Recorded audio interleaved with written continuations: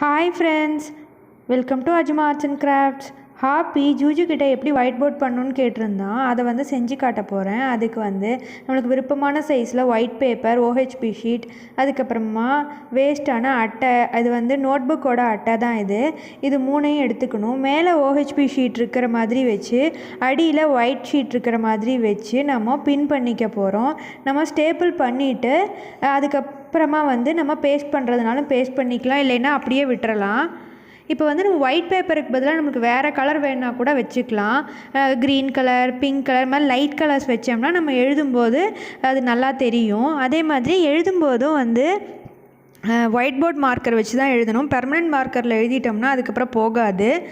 இப்போ நம்ம பின் பண்ணியாச்சு. பின் பண்ணதுக்கப்புறம் என்ன பண்ணுறோன்னு பார்த்தீங்கன்னா, ஓரமெல்லாம் கரெக்டாக இருக்கா, சைஸெல்லாம் இருக்கான்னு பார்த்து செக் பண்ணிவிட்டு, இல்லைன்னா கத்திரிக்கோல் வச்சு கரெக்ட் பண்ணிக்கோங்க. அதுக்கப்புறம் மாஸ்கிங் டேப், இல்லைன்னா செல்லோ டேப்பு டெக்கரேட்டிவ் டைப்பில் இருக்கும், அது எடுத்துக்கோங்க. எடுத்துகிட்டு எல்லா பக்கமும் ஒரே மாதிரி கட் பண்ணி எல்லா சைடையும் அதில் ஒட்டிடுங்க.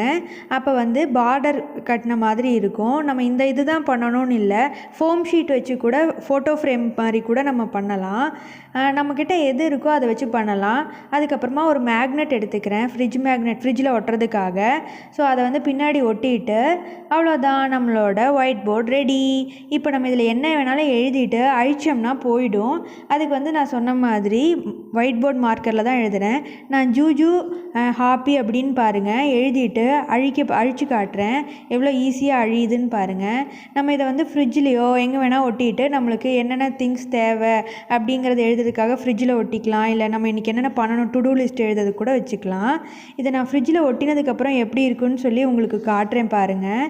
இந்த மாதிரி தான் நான் ஃப்ரிட்ஜில் ஒட்டி வச்சுட்டு இந்த மாதிரி தேவைங்கிறதுல எழுதிக்கலாம்.